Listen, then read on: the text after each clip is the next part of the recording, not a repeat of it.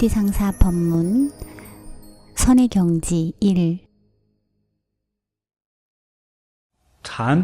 선의 사고방식은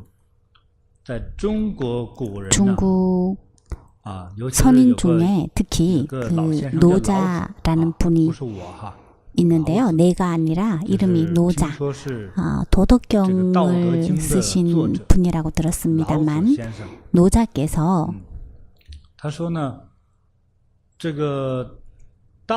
도라는 것은 아기처럼 순수한 상태와 비슷하다고 하셨습니다. 참된 모습이죠. 아기의 순수한 상태는 또한 에너지가 가장 강한 때이기도 합니다. 처음 이 말을 들었을 때는 이해가 어려웠습니다. 아기가 무슨 힘이 있겠습니까? 말도 못하고 걷지도 못하고, 물론 좀 잘하면 기기도 하고 걷기도 하지만 별다른 능력이 없을 거라고 생각하는데요. 하지만 여러분 생각해 보십시오. 아이는 눈빛이 굉장히 맑습니다. 만약 기본적으로 건강한 아기의 그 뇌는 어떤 것에도 오염되지 않은 매우 깨끗한 상태입니다. 아무리 나쁜 교활한 부모 밑에 있다 하더라도 아직은 부모님의 교활함과 영악함을 이어받지 않았을 때입니다. 부모는 아기가 배고파하면 젖을 먹일 뿐이죠. 그래서 아기의 뇌는 오염이 되지 않았습니다. 네, 그럼 이 아이의 직접적인 반응, 이런 직감적인 반응은 굉장히 강하고 진실된 것입니다. 자신의 본성 가운데 가장 직접적이고 청정한 것을 표현합니다. 물론 필요한 것이 있으면 예를 들어서 배가 고플 때에도 가장 직접적인 반응을 보입니다. 엄마가 곁에 없고 계속 안 오면 울어버립니다. 소리로 배고픔을 알리는 겁니다. 여기에 많은 사람들이 소홀히 한 갓난 아기의 힘이 있습니다. 아주 어린 아기는요, 분명 어른에 비해 힘이 약합니다. 그러나 아기의 몸무게와 나이에 비해 손 힘이 아주 강하다라는 것을 여러분 기억할 것입니다. 나는 아이가 어렸을 때 아이의 손을 잡아 그 난간에 매달리게 해보았습니다. 아기에게 적당한 난간이었는데요. 아기가 꽉 잡은 것을 확인하고 아이를 안은 손을 천천히 놓자 아기는 그대로 매달려 있었습니다. 실험해 보지는 마세요. 제가 이렇게 말했다고 다들 돌아가서 아기를 실험해 보지는 않겠죠. 그러나 저는 실험을 해봤습니다. 아기가 아주 어릴 때 실험을 해봤어요. 네, 그래서 이러한 현상을 발견했는데 아기는 정말로 그 튼튼한 난간을 꼭 붙잡고 공중에 매달렸습니다. 그렇다면 좀 통통한 아기라면 몸무게가 몇 킬로 정도 될까요? 7.58kg 정도 될 겁니다. 그러나 나이나 체중으로 미루어 볼 때 손아귀 힘이 그리 세지는 않을 것입니다. 그렇게 두 손으로 자신의 몸을 매달리게 한다라는 것은 선의 경지에서 아주 순수한 본연의 상태로 돌아간 것이다 라고 할 수 있습니다. 그러면 이 상태는 어떤 상태일까요?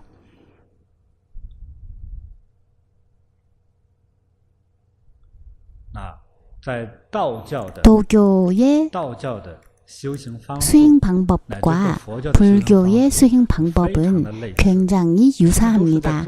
모두 좌선을 합니다. 도교에서는 이 수행을 할 때 이러한 경지에 다다르면 한 글자 아래에 무자 아래에 네 점이 있는 글자인데요. 이 글자와 불교 심경이 결합한다면 결합할 수 있는지 한번 봅시다. 심경에서는 이렇게 말했습니다. 관자재보살 행심 반야 바라밀다시 조견 온 개공 도 일체 고액 사리자 색불이공 공불이색 네, 심경은 여기까지. 이 사리자, 색불이공 공불이색과 방금 말한 그 기가 어떤 관계가 있을까요? 아래에 염화발 점 4개가 있는 아무것도 없다라는 무를 기라고 할 수 있고 무라고도 할 수 있으며 없다라고 이해할 수도 있고 공이라고 이해할 수도 있습니다. 이 무는 공의 의미가 있습니다. 그렇다면 공은 정말 공일까요? 아닙니다. 밑에 분명히 염화발 점 4개가 있습니다. 그렇죠? 그래서 4점이 있는 무를 사용합니다. 이 글자를 불교에서는 어떻게 해석할까요? 아주 쉬운 말이 있습니다. 바로 진공묘유이죠.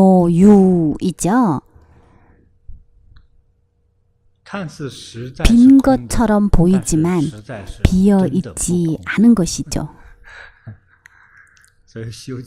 그래서 서유기에서 가장 높은 경지에 도달한 큰 사형에게 지어준 법명이 뭐였죠? 오공이었습니다.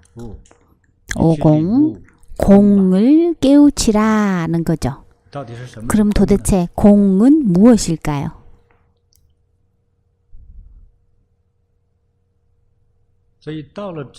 네, 이렇게 순수한 본연의 경지에서 수행을 하고 난 후에 심경에서 말하는 관자재 보살은 누구일까요? 어떤 이는 불교의 전설적인 대보살님인 관세음 보살이라고도 하는데 보통 불법은 한 사람이 아닌 모든 중생을 대상으로 제도하기 때문에 모든 법은 중생을 대상으로 설하는 것이고 이 관자세 보살은 보통 수행을 하고 있는 모든 수행자들을 가리키는 말입니다. 수행을 하는 분, 선수행을 하는 사람이 수행의 기초와 상당한 경지가 상당한 수준에 이르렀을 때 바로 관자재 보살, 행심 반야 바라밀다시라고 하는 것이고요. 그러면 높은 선의 경지, 즉 지극히 높은 선의 경지가 바로 행심 반야 바라밀다입니다. 시는 현재를 뜻하죠. 지금 현재 선수행을 하는 사람이 이러한 지극히 높은 경지, 선의 경지가 되면 이렇게 깊이 있는 상태가 되면 바로 조견 온 개공, 눈의 시각 때문인지 뇌에서 환영을 본 것인지 비환영과 환영 사이에서 나타나는 상 때문인지는 모르지만 그러한 것을 느끼게 됩니다. 이 상은 생명의 본질, 유와 무의 교차점,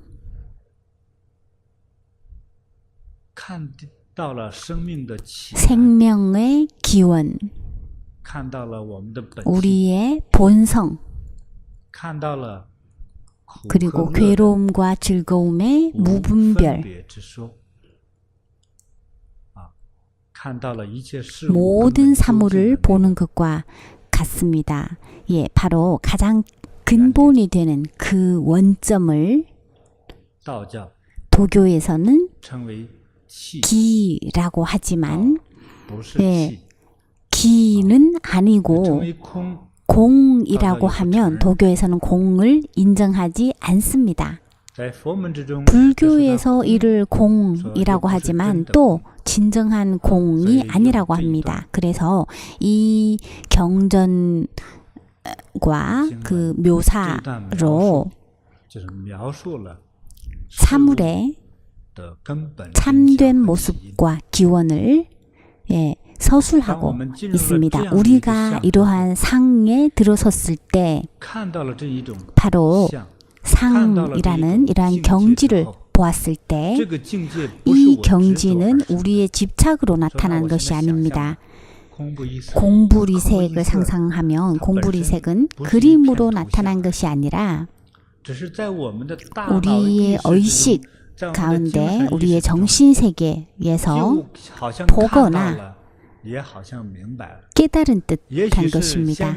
깨달음이 먼저일 수도 본 것이 먼저일 수도 있지만 아무튼 깨달은 것입니다.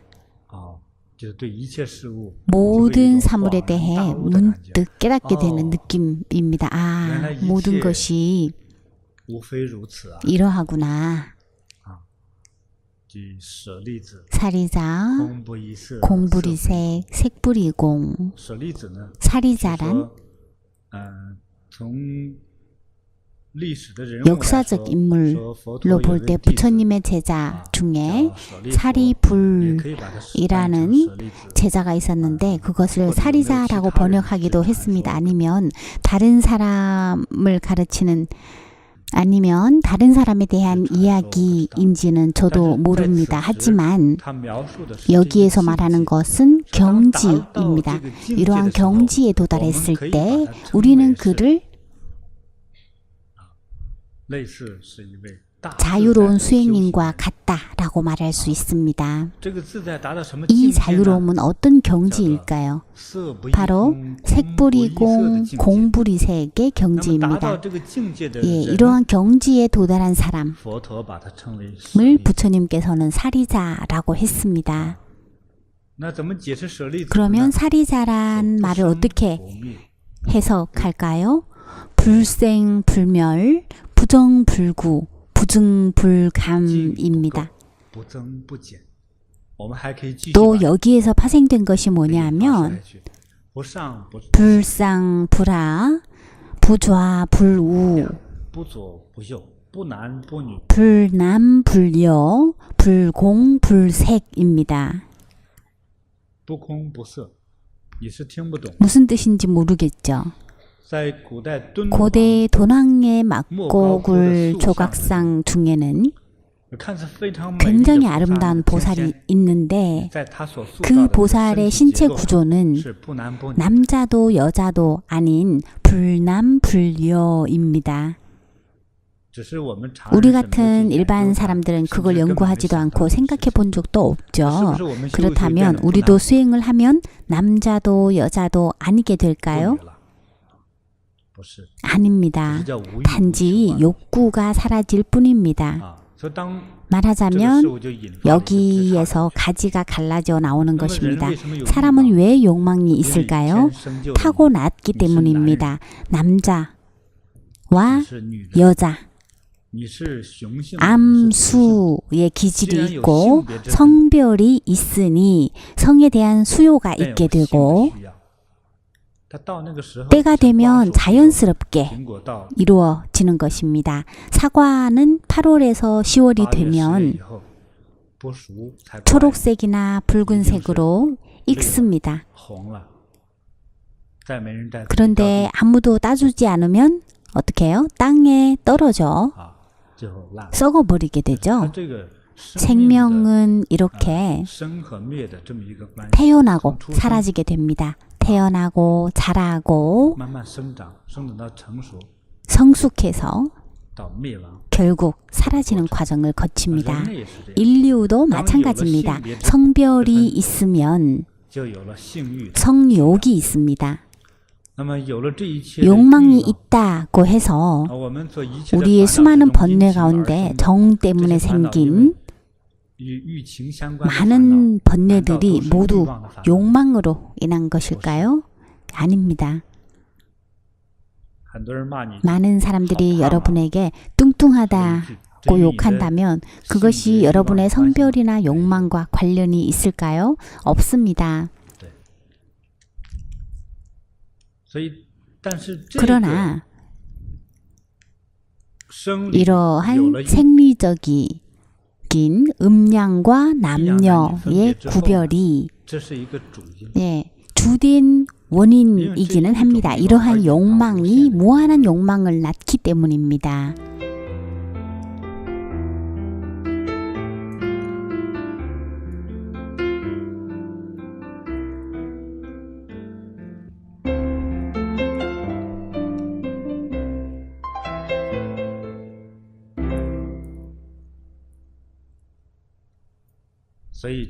그렇기 때문에 수행자가 도달하는 사리자라는 경지는 무욕, 무구, 공불이색의 경지입니다. 그러면 욕구가 없다고 해서 모든 것을 피할 수 있을까요?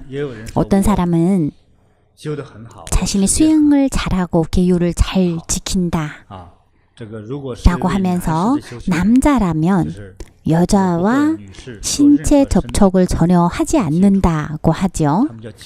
가까이 한다라고 말하지만 사실은 접촉을 뜻합니다. 손을 잡고 접촉한 적이 있느냐를 뜻하죠.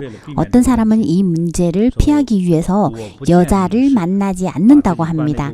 혼자 방에 틀어박혀서 여자가 밥을 가져오면 없어요 라고 한답니다. 왕씨 폐관한다기에 밥 좀 가져왔어요 라고 하면 들어보니까 여자 목소리잖아요. 그러면 없습니다 라고 대답하죠. 없는데 어떻게 대답을 합니까? 공입니다. 이런 겁니다.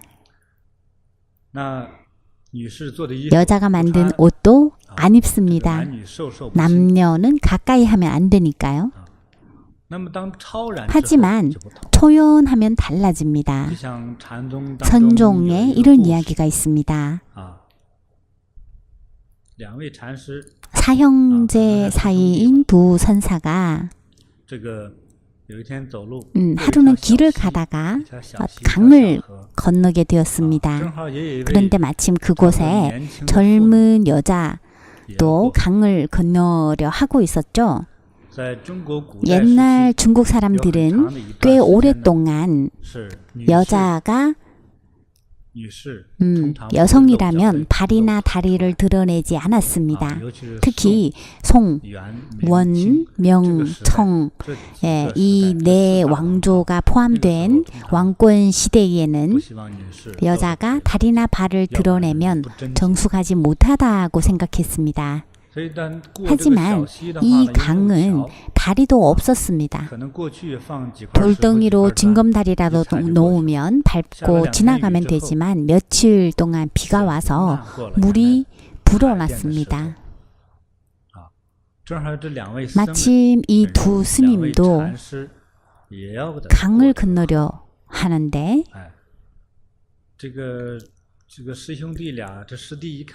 사제가 슬쩍 보니 꽤 젊고 아름다운 여자였습니다. 그래서 생각했죠. 남녀 유별이니 절대 가까이 하지 않아야겠다 라는 생각을 합니다. 그런데 사형이 그 여인에게 물었습니다. 부인, 강을 건너시게요? 라고 하니까 네 스님, 건너고 싶은데 건너기가 어려워요 라고 하니까 사형이 괜찮으시다면 제가 업고 건너겠습니다 라고 하니까 그 부인이 어머 그러면 너무 좋죠. 어머니께서 아프셔서 빨리 친정에 가봐야 하거든요. 스님께서 도와주신다면 저도 끓을 상황이 아닙니다. 기꺼이 도와드리겠습니다.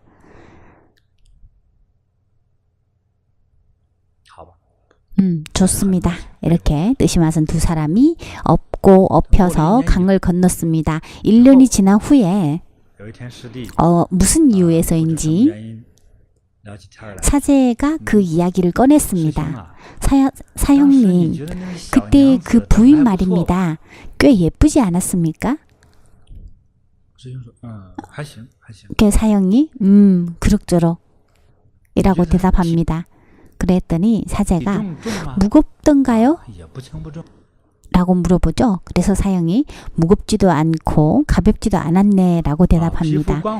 예, 그래서 사제가 피부는 좋던가요? 아무 느낌도 없었다네 라고 하니까 정말 부럽습니다.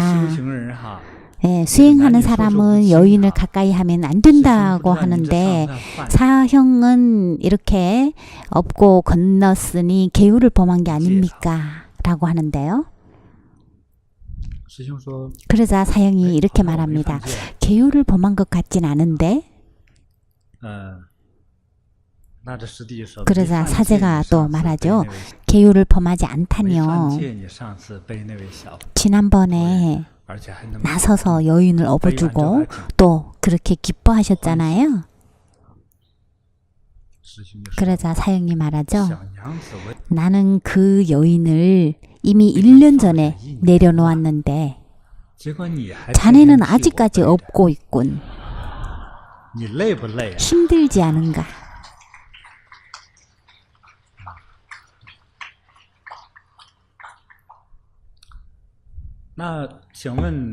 여러분, 이 두 스님 중에 어느 스님이 더 높은 경지에 도달했을까요? 사형이요. 초탈의 경지에 이르면 바로 공불이색 색불이공이 되어 내 마음속에 차별과 탐욕이 없어집니다. 내가 여인을 업었어도 어차피 좋은 일이고 사람을 도운 일입니다. 예를 들어서 도둑을 도와서 대신 들어주고 대신 훔쳐주면 도움을 줬다 하더라도 나쁜 행동이지만 친정에 가려는 여인을 도와주는 것은 아무런 문제가 없습니다. 이 사형이야말로 바로 공불이색 색불이공의 경지이고 사리자의 경지에 이른 것이죠. 사제의 경지는 해바라기 씨의 경지라고 봐야 할 것입니다. 말하자면 남녀를 구별하게 되고 이러한 구별이 있음으로 해서 아마도 절대적인 것은 아니지만 아마도 스스로가 성에 대한 욕망을 해결하지 못하고 심리적인 문제가 생기게 되면 그렇게 되면 그의 행동에서 수행의 부족함이 드러나게 되고 경지에 다다르지 못한 것도 나타나게 되는 것입니다. 심경에서 이 경지를 말하고 있으니 우리는 서서히 이 경지에 들어서게 됩니다. 이 경지에 들어서면 지혜가 열리면서 우리가 삶에서 여러 가지 일을 접할 때 과거와는 다른 큰 변화가 생기게 될 것입니다. 이 도량을 나서는 순간 이 수업이 끝나는 날 비록 12일이지만 우리의 마음이 바뀌어서 공불이색 색불이공의 경지가 될 수도 있습니다. 하지만 이는 어떤 사람들이 집착을 해서 공불이색 색불이공을 곧대로 받아들이는데 그럼 나는 붉은 신호등을 초록 신호등이라 여겨야지. 안 그렇습니까? 신호등을 무시하는 거죠. 상사님께서 공불이색 색불이공이라고 했고 공즉시색 색즉시공이라고 했으니 나는 붉은 신호등의 길을 건너야겠다라고 합니다. 안 될 건 없습니다. 단지 더 빨리 해탈하게 될 뿐이죠. 한 번은 밴쿠버에서 어느 남자 수행자가 나사를 조이는 만능 스패너 세트를 샀습니다. TV 광고에서는 이 스패너만 있으면 모든 생활 속의 나사를 다른 사람의 도움 없이 혼자 조일 수 있다라고 했고, 이 남성분은 이 말을 곧대로 믿고 수십 달러를 들여서 인터넷에서 주문을 했습니다. 한 번은 집에 하수도가 고장이 났습니다. 화장실 변기가 막힌 거죠. 사실 아주 간단합니다. 사람을 부르면 되는 일이죠. 그는 자기 자신의 모든 방법을 다 생각했습니다. 사실 돈을 좀 들여서 전문 수리공을 부르면 될 일인데 막힌 곳을 쉽게 누를 수 있는 일입니다. 그죠? 그런데 이 사람은 적당하지도 않은 쇠막대기를 가져다가 집어넣고 이제 막 뚫으려고 했습니다. 결국 찰칵 소리가 나더니 큰일 났습니다. 새 변기로 갈아야 했습니다. 그래서 새 변기를 사와서 설치하려는데 스패너가 안 맞는 겁니다. 특히 그 하수관을 조이는 그 부위, 돌려줘야 하는 나사못에 맞는 스패너가 없었습니다. 굵은 것이, 가장 큰 것이 호도알만 했습니다. 그것도 아주 작죠. 하수도의 나사는 그보다 2배는 컸습니다. 결국 그는 이 일 때문에 화병이라고 말했어요. 가족들은 볼일을 보러 몰래 정원에 가야 했고, 그죠? 마당에 가서 몰래 볼일을 보고, 그래서 그는 결국 화병이 나서 아내를 시켜서 저에게 전화를 했더라고요. 상사님, 문제가 있습니다. 장사꾼들은 정말 못 믿겠어요. 스패너 세트를 사면 삶에서 모든 나사를 조일 수 있다라고 했는데 안 되더라고요 라고 하면서 전후 사정을 이야기하는데, 집에 변기가 고장나서 이 스패너 세트로 조였는데 조일 수 없었다라는 거죠. 그러면서 어떻게 하면 좋습니까? 라고 묻더군요. 그래서 제가 말했습니다. 간단합니다. 신문에 보면 변기 수리공 전화가 뜹니다. 그 전화 번호대로 전화만 하면 됩니다. 하루면 해결이 되고 $100도 안 들 겁니다. 이미 새 변기를 사왔기 때문에 싼 가격에 설치만 하면 됐어요. 그런데 수리공이 와서 변기를 설치해 줬음에도 불구하고 그는 이해가 되지 않았습니다. 광고에서는 분명히 모든 나사를 조일 수 있는 만능 스패너라고 했는데 왜 이 나사는 안 되는 걸까요? 참. 만약에 그 당신 같은 사람만 있으면 이 업체는 아마 분명 망할 겁니다. 모든 사물을 그렇게 곧대로 받아들이는 것은 깨달음이 아닙니다. 하수도가 막힌 거죠.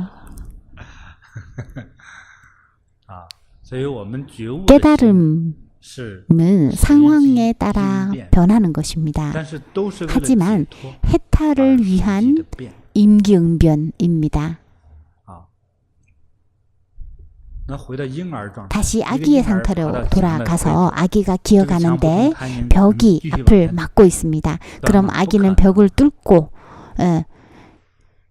계속 지나갈 수 있을까요? 아니죠. 벽에 부딪히면 아기는 바로 방향을 바꿉니다. 고민할 것도 없습니다. 오히려 어른들은 벽을 만나도 계속 앞으로 가려고 합니다. 이런 사람들이 꽤 많습니다. 특히 도를 배우는 사람들 가운데 절반은 이런 사람들입니다. 벽을 만나도 계속 전진하고 문틈이 보이면 그 안으로 파고 들어갑니다. 잘못된 거죠. 더 깨달아야 합니다. 먼저 이 열다라는 의미의 개라는 것을 봅시다. 자신의 생각을 넓히는 것입니다. 한 어머니가 아이를 데리고 쇼핑을 갔습니다. 대만에서 실제로 있었던 일이에요. 저는 모르는 사람인데요. 예, 저는 때로 수행을 하기 때문에 일부러 이제 사람이 많은 곳을 찾아다니기도 합니다. 이런 사람도 있습니다. 제가 앉은 곳 뒤편에 아이들 놀이터가 있었습니다. 그런데 이 가게에는 예, 놀이터 주위에 있는 가게에는 예, 고리 던지기를 하는 게임을 할 수 있는 곳이 있었는데요. 술병 몇 개를 말뚝처럼 박아놓고 철사나 대나무로 만든 고리를 걸게 하는 겁니다. 아이들이 1달러를 내고 고리 10개를 던져서 걸리면 선물을 줍니다. 그런데 이 남자아이가 예, 근시였어요. 엄마랑 놀러 나온 아이였는데 10살쯤 되어 보이는 아이였는데 아무리 던져도 안 걸리니까 울고 불고 야단이 났습니다. 그래서 엄마가 자, 내가 대신 해줄게 하는데 엄마는 아이보다 더 둔해서 다 던져도 안 걸리는 겁니다. 예, 많은 돈을 썼지만 하나도 걸리지 않았습니다. 그러니 어떡합니까? 예, 둘이서 울고 불고 하는 소리에 너무 짜증이 나서 도대체 무슨 일이길래 저렇게 슬픈가 싶어서 가봤습니다. 아이는 안 걸린다고 울고 엄마는 꼭 해야 돼 하면서 울고 부모자가 눈물을 훔치면서 예, 던지는데 눈에 눈물이 가득하니까 잘 안 보여서 더 안 들어가죠. 어떡하지? 그래서 제가 아이고 안 하면 안 됩니까? 안 하면 되잖아요. 예, 그래서 엄마가 안 하면 어떻게 해요? 라고 하더군요. 그래서 제가 말했죠. 오늘 안 나와도 살잖아요. 엄마가 그제서야 그래 얘야 안 나왔으면 이걸 하지도 않았을 거 아니니 이걸 못해도 밥은 먹고 살 수는 있는 거잖아. 그래도 아이는 마음이 가라앉지 않았지만 엄마가 아이를 억지로 데리고 갔습니다. 엄마도 거기에 빠져서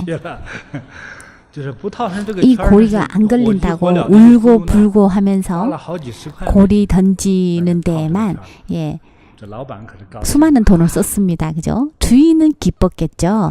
아, 오늘 만약 매일 예, 저런 바보 같은 모자만 온다면 내가 횡재하겠는데 라고 하겠죠. 인생이란 그런 것입니다. 갈 길을 가지 않고 고리가 안 걸린다고 예, 안달이나 하면서 걸릴 때까지 안 가고 있습니다. 걸리면 더 골치 아픕니다. 제가 봤을 때는 걸리면 더 못 떠납니다. 상품을 받아야 하니까요. 그죠? 예, 열어야 합니다. 어떻게 열어야 할까요? 놓는 거죠. 안 하는 겁니다. 너무 어려운 일은 의미가 있는지 생각해보고 의미가 없다면 안 하면 되는 겁니다. 간단하죠. 이렇게 간단한 이야기를 하고 있으면 예, 상사님께서는 우리가 바보인 줄 아세요? 라고 하는 분들도 있습니다. 그럼 한번 생각해 보십시오. 이런 바보가 여기 몇 명이나 있을까요? 제가 말하고 싶은 것은 제가 말한 이야기 외에 이렇게 막힌 일들이 많다라는 것이죠. 이와 같은 마음의 벽들이 결국 몸을 병들게 합니다.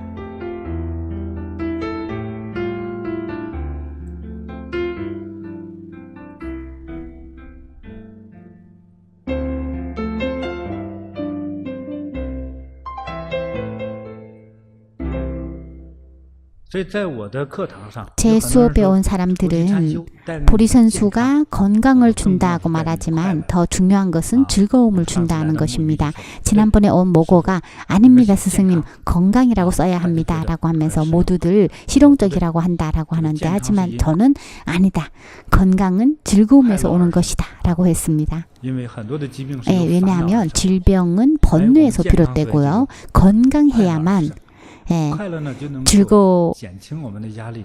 건강은 즐거움에서 오고, 즐거움은 스트레스를 줄이고 병을 약화시키고 심지어는 낫게 합니다. 그 효과에 대해서 많은 사람들이 대광명과 오체투지라고 하지만 제 수업에서 가장 좋은 것은 바로 웃음입니다. 그래서 일부러 여러분을 웃게 하는 겁니다. 미안합니다. 여러분을 속여서.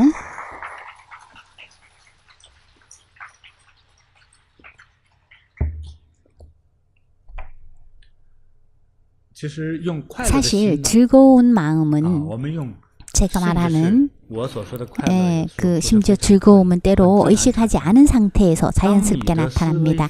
여러분의 사고방식이 어떤 사물에 대해 욕심이나 집착이 없는 경지에 이르렀을 때 비로소 평등한 상태로 돌아갈 수 있습니다.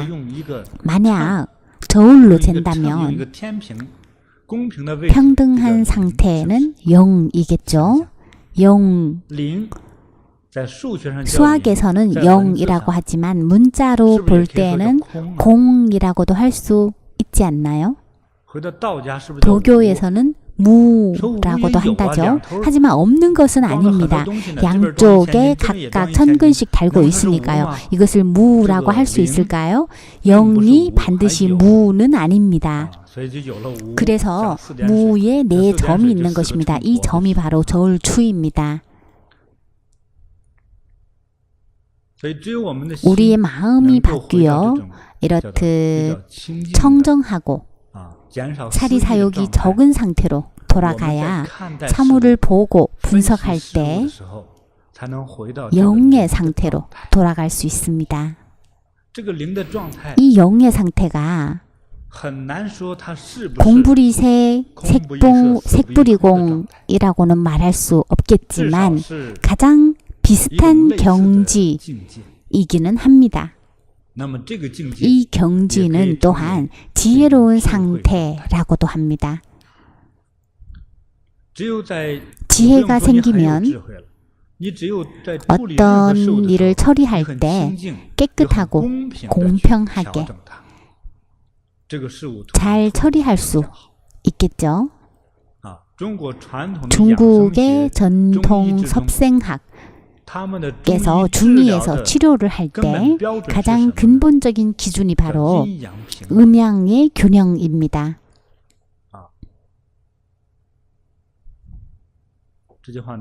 이해되십니까? 어떤 사람들은 그럽니다. 아닌데요. 광동 사람들은 매일 탕으로 몸보신을 하는데요. 예, 그건 잘 모르는 것입니다. 광동 사람들의 탕은 시간과 계절에 따라 다릅니다. 그렇죠? 겨울에는 열을 보충하는 탕을 끓입니다. 핵폭탄이라든지 핵무기라든지 뜨거운 탕을 끓입니다. 여름이 되면 수박탕처럼 열을 식히는 탕을 끓입니다. 즉 모든 탕이 몸을 보호하는 것이 아니라 몸을 조절하는 것입니다. 그러니까 식구들의 균형 잡힌 건강을 지켜줄 수 있는 여자를 아내나 며느리로 맡고 싶다면 중국 광동 여자를 찾으세요. 광동 여자들은 어머니나 주위 사람들에게 배워서 탕으로 우리 몸에 냉열 건습 균형을 조절할 줄 압니다. 또한 이는 중국 전통의학의 정신이며 균형의 도입니다. 이 균형의 도를 공부와 관직의 경지에 적용하면 중용의 도인데요. 역시 공입니다. 눈으로 세상을 많이 보고 어느 한쪽에 치우치지 않는 것이죠. 치우치면 위험합니다. 관직에서는 더욱 그렇습니다. 한 발만 잘못 디뎌도 누군가는 지뢰를 받게 될 테니까요. 무죄가 유죄가 되는 거죠. 균형의 도, 중용의 도, 공정의 도, 이는 순수의 도라고도 합니다. 그래서 우리가 늘 수행을 하는 근본적인 이치는 청정하고 자유로운 상태로 돌아가도록 하는 것입니다. 이는 바로 어느 쪽으로도 기울지 않은 영의 상태입니다. 붉은색을 좋아한다라고 해서 옷을 살 때 붉은색 옷만 산다면 화를 부릅니다. 마찬가지로 검은색 옷만 입어도 자신의 몸과 가정에 부정적인 영향을 주게 됩니다. 그래서 우리는 이처럼 평온하고 텅 빈 중용의 사고방식으로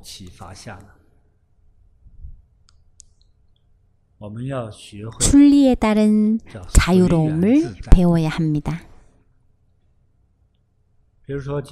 예를 들어서 친구와 밥을 먹을 때 친구가 당신이 안 좋아하는 음식을 시켰다면 보통은 괜찮습니다. 안 좋아하는 음식은 안 먹으면 되니까요. 또 여러분이 싫어하는 색의 옷을 다른 사람이 입었다고 해도 여러분은 나 혼자 사는 게 아니니까 좋아하면 입는 거지 라고 생각합니다. 마음으로 받아들이는 거죠. 순리에 따른 자유로움이란 바로 뭔가를 받다고 해도 내가 바꿀 수 없는 거라면 내버려 두는 겁니다. 이로써 자연스럽게 어떤 사물이나 현상을 받아들이도록 자신을 바꾸는 것입니다. 당신이 못 받아들인다고 해도 이미 일어난 일이기 때문입니다. 이미 일어난 일을 받아들이지 못하고 마음속으로 그것에 맞선다면 어떻게 되겠습니까? 마음의 병이 생기는 것입니다. 다른 관점에서 본다면 번뇌하는 마음이 생긴 것입니다. 예를 들어 머리카락이 긴 사람을 싫어하는데 친구들 모임에 머리카락이 긴 사람이 왔다면 어떻게 하겠습니까? 그렇다고 남의 머리를 가위로 싹둑 자를 수는 없지 않습니까? 강제로 다른 사람의 머리를 자르게 할 수는 없죠. 여러분이 무슨 히틀러도 아니고 강압적으로 이발을 시키면 병적인 행동이라고 봐야겠죠. 어떤 구체적인 행동을 떠나서 마음속에 그러한 불편한 감정이 생길 때 번뇌가 시작되는 것입니다. 긴 머리를 싫어해서 그 사람의 모든 행동을 싫어하고 심지어는 그 사람이 준 선물도 싫어할 정도로 반감이 생긴다면, 배척감이 생기면 여러분의 표정이나 말, 행동에서 그런 마음이 드러나지 않을까요? 분명 드러나게 됩니다. 친구도 되기 전에 적부터 만들게 되는 거죠. 그러면 즐거울 수가 없습니다. 어떤 이유에서든 주위에 적이 10명만 있어도 여러분은 살 수가 없습니다. 여러분 한 사람이 10명을 싫어한다면 그 10명은 모두 그것을 느끼게 될 겁니다. 그러면 그들도 여러분을 미워하게 될 것이고 어쩌면 당신을 암살할지도 모릅니다. 그죠? 어떤 물건의 양은 변할 수 있습니다. 줄어들 수도 늘어날 수도 있습니다. 그러면 이 분야에서 여러분의 삶은 분명 자유롭지 못하게 되고 즐거울 수 있을까요? 그럴 리 없습니다. 밤에 아무리 수련을 하고 불경을 읽는다고 해도 영의 상태가 될 수 있을까요? 절대 그럴 수 없습니다. 10분 동안 앉아 있으면 마이너스 10이 되고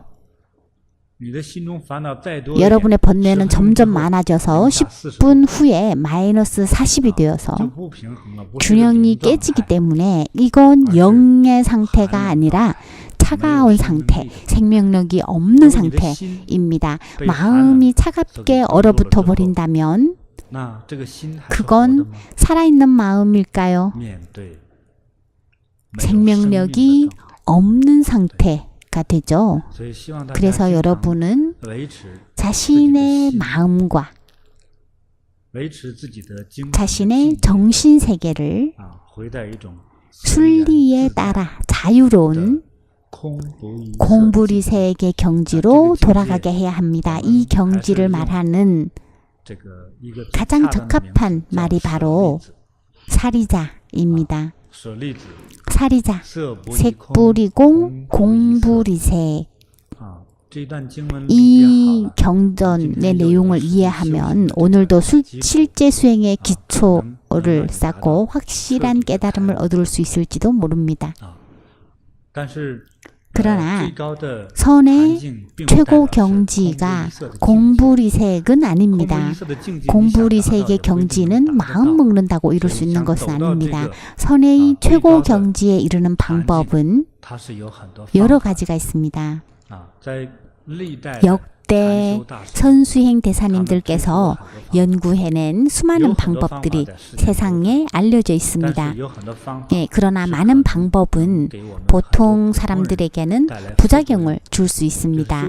어느 정도까지 수행을 하면 체내에 기가 막히고 기가 자꾸 흐르지 않아서 쌓이게 되면 어떻게 될까요? 막혔던 곳이 무너지고 맙니다. 막고 있던 뚝이 무너지듯이 정신이 무너지면 뭐가 될까요? 정신분열증이죠. 분열되니까요. 뇌와 정신이 무너지는 것입니다.